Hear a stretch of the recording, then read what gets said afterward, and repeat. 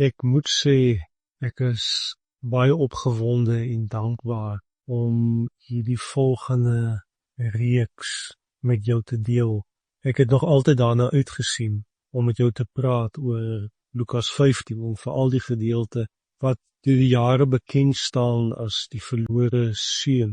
Ek glo met my hele hart dat as ons regtig verstaan wat Jesus bedoel het toe hy hierdie gelykenis deel met die omstanders, as ons dit regtig verstaan, sal ons Vader God sien, beleef, verstaan soos nog nooit. En dit is bevrydend, dit is lewensveranderend. Dit stimuleer lewe en liefde.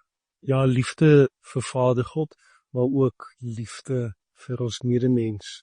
Die meeste van ons is van jongs af baie goed bekend met hierdie gelykenis. In hierdie gelykenis is 'n baie sterke boodskap, wat ek net weet die meeste mense nie raak sien nie. Onthou, in die oorspronklike Griekse teks was daar nie opskrifte gewees. Mense het dit later uitgedink en geplaas, 'n bietjie volgens die interpretasie wat hulle het oor die teks. Maar beslis is hierdie nie 'n goeie opskrif vir hierdie gelykenis nie, as ons dit noem die verlore seun. Want as daar regtige seun is wat verlore is in hierdie gelykenis, is dit nie die jongste seun nie, maar die oudste seun. Die jongste seun is iemand gefokus en vasgevang in die wêreld, wat in sonde lewe in hierdie wêreld.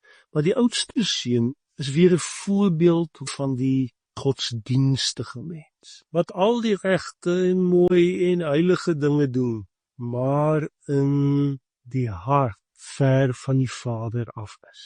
Wat die Vader probeer dien deur godsdiens te pleeg. En op hierdie punt moet ek dadelik verduidelik wat ek bedoel met godsdiens. Ja, ek gaan baie keer die woord godsdiens gebruik. En wat bedoel ek daarmee? Godsdiens is enige aanbidding van 'n goddelikheid hier op aarde, in verering van 'n hoëre wese, met wie daar nie 'n ware verhouding is nie, waar jy 'n klomp dinge moet doen, rituele moet onderhou en besig om in hierdie godheid se guns te bly. Natuurlik kan godsdiens in baie verskillende maniere gedefinieer word. Maar ek bedoel, as ek oor godsdiens praat, dat dit 'n sisteem of 'n praktyk is, of iets wat mense onderhou en aanhou doen om meer aanvaarbaar vir 'n godheid te wees. So as ek dit so noem, is ware Christendom nie godsdiens nie. Want ware volgelingskap van Jesus het niks te doen met menslike poging en praktyke wat jou guns met God bepaal nie. Ware volgelingskap van Jesus Christus se fondasie het te doen met wat God gedoen het vir ons en nie wat ons vir God moet doen. Nou kan iemand reg vir my sê, ja maar in Jakobus 1 vers 27 staan daar dat ons 'n godsdiens het.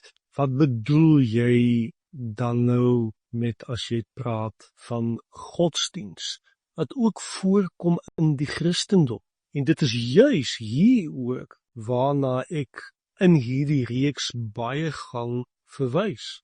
Ja, in Jakobus 1 vers 27 staan, dit is suiwer en onbesmette godsdiens voor ons God en Vader, om na weeskinders en weduwees om te sien in hulle ellende en jouself onbesmet van die wêreld te hou. Maar wat bedoel ek regtig as ek praat van godsdiens? Ja, daar's baie ander godsdienste, maar dat godsdiens ook voorkom in die Christendom. Wat bedoel ek daarmee? Jakobus 1 vers 27 sê, daar is suiwer en onbesmette godsdiens. Dit beteken eintlik dat daar ook onsuiwere en besmette godsdiens is, ook onder Christene. Die woord godsdiens kan gebruik word as 'n term vir enige soort van geloof in God. Godsdiens kan verwys na Christendom, Islam, Judaïsme, Hindoeïsme, en so kan jy die godsdienste opnoem. Maar tog is daar 'n ander bedoeling wat aan die woord godsdiens verbind word vandag, waarteen die Nuwe Testament heeltemal gekant is. Onthou, die gewilde gemene deler, as dit by godsdiens kom, is die idee dat mense iets moet doen, moet presteer, of met hulle dade, hulle werke iets moet produseer. Hulle moet sekere deugde en waardes en optredes as deel van hulle lewe hê, wat ook uitgedruk word in rituele, in reëls, ordes en regulasies. Die idee is om seremonies te hê, om godsdienstige voorskrifte te volg, met baie ordes en belydenisse. En as jy dit alles doen, is jy meer aanvaarbaar in die oë van God. As jy dit nie doen nie, dan is jy in die moeilikheid by God. En dit is die mees basiese verskil tussen Bybelse Christendom en godsdienst in die algemeen. En hier moet ek weer sê, of dit nou 'n nie-Christelike godsdienst is, of selfs praktyke wat sê hulle is Christen. Die evangelie van Jesus Christus beklemtoon wat God vir ons gedoen het, wat ons nie vir onsself kan doen nie. Volgens die evangelie is dit vir ons totaal en al onmoontlik om God tevrede te stel en in sy gunste te kom met werke. Die wonder van hierdie gelykenis, hierdie storie wat Jesus vertel het, is om juis vir ons te wys wat godsdiens is, wat voorkom in die Christendom, wat totaal in oppositie staan in terme van wat hy vir ons geleer het. Ek nooi jou op 'n reis saam met my deur hierdie mees asemrowende storie wat Jesus vertel het van die pa en sy 2 seuns. Die algemene buikelyne van die storie ken ons baie goed, maar ek wil probeer om vir jou te help om na die storie te luister deur die oë en die ore van die eerste hoorders, om na die storie te luister deur die welbekende gewoontes en kultuur van die mense van Jesus se tyd. Wat as jy op hierdie manier na die storie luister, dan maak dit absoluut net nuwe horisonne oop. Want ons kan so baie mis as ons net die storie lees deur ons westerse oë, en as ons 'n bietjie grawe in die konteks en kultuur en gewoontes van die tyd waarin die storie vertel is, dan gaan ons vinnig sien, dit is nie so sagte, sentimentele storie wat Jesus vertel het nie.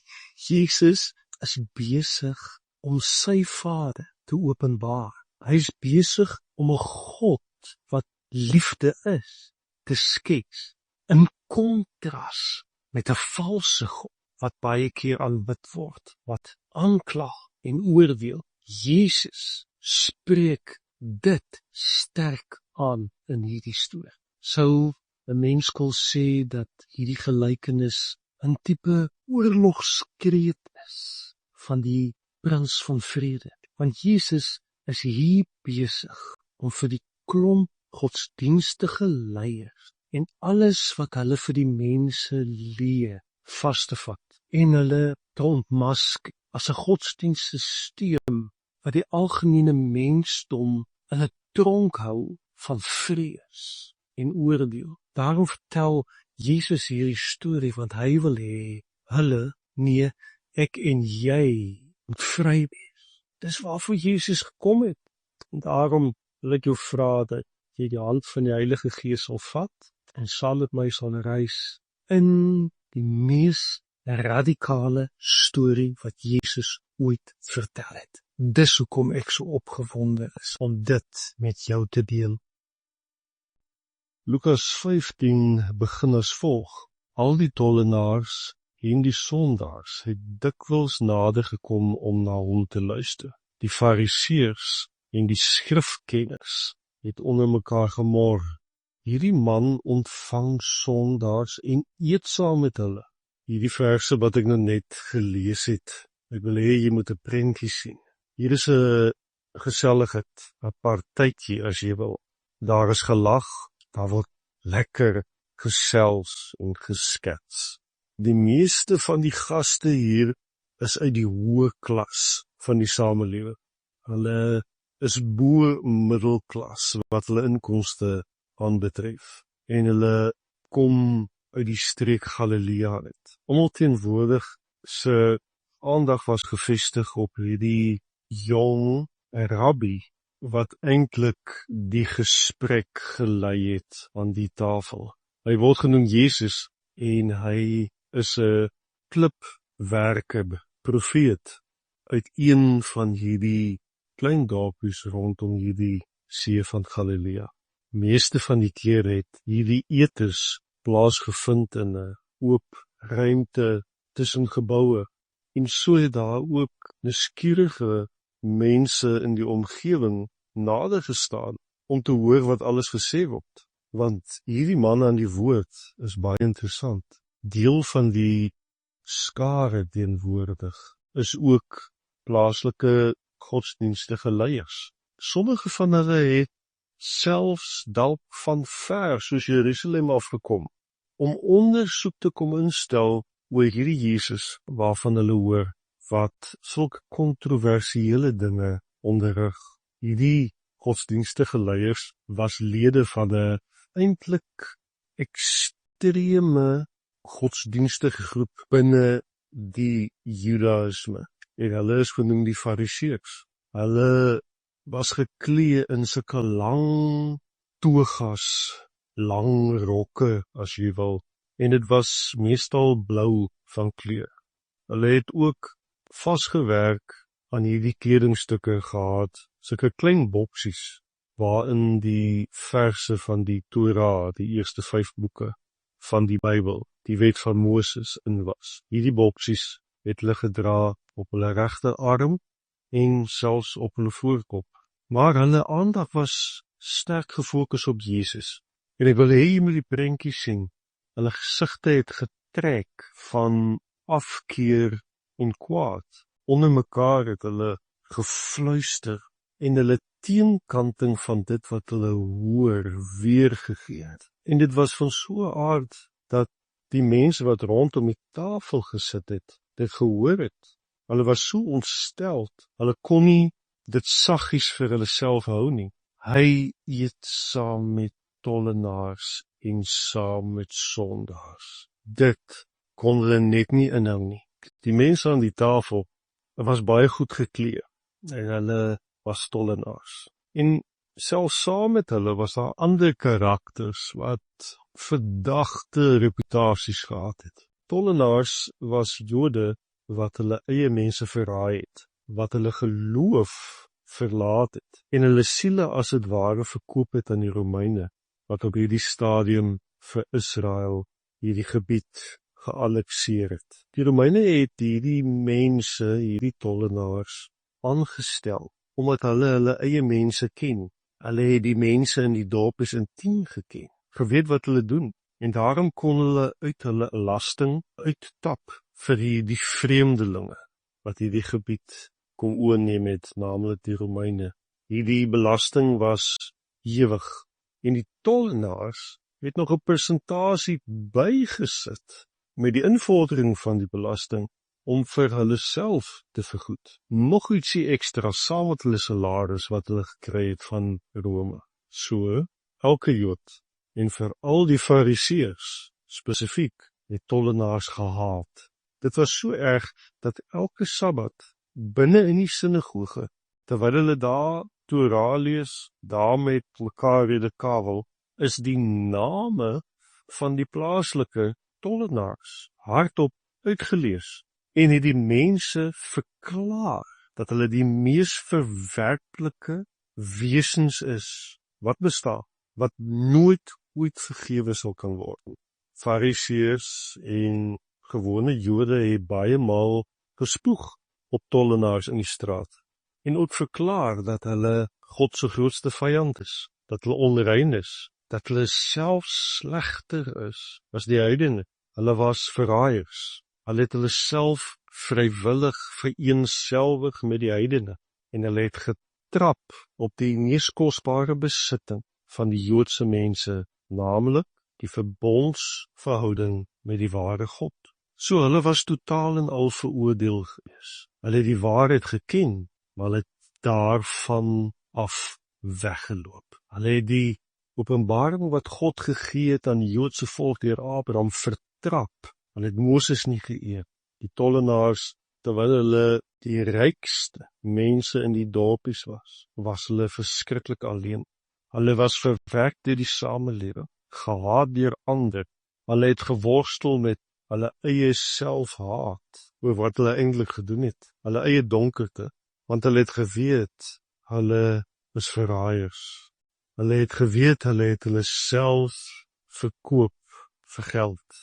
Maar Jesus eet saam met hierdie verwerklike tollenaars.